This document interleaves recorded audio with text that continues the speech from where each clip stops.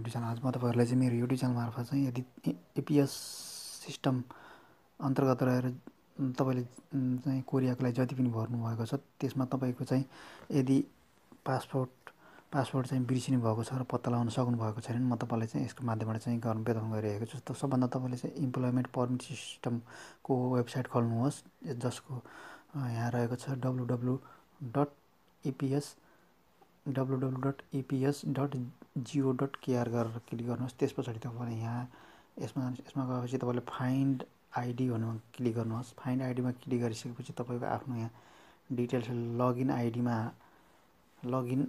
आइडीमा आफ्नो आइडी लेख्नुहोस्। त्यसपछि डेट अफ बर्थमा चाहिँ तपाईँले आफ्नो चाहिँ डेट अफ बर्थ फर्स्टमा इयर लेख्नुहोस्, आफ्नो कुन सालमा जन्म भएको, त्यसपछि मन्थ, अनि त्यसपछि दिन, अनि त्यसपछि तपाईँको यसमा लास्टमा छ passport number of national ID card छ, त्यसमा चाहिँ आफ्नो पासपोर्ट नम्बर हालेर तपाईँले फाइन्ड आउट गर्नुहोस्।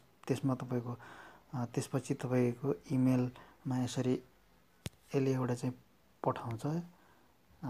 इमेलमा यसरी पठाएपछि योलाई कपी गर्नुहोस्। त्यसपछि तपाईँले यसमा जानुहोस्।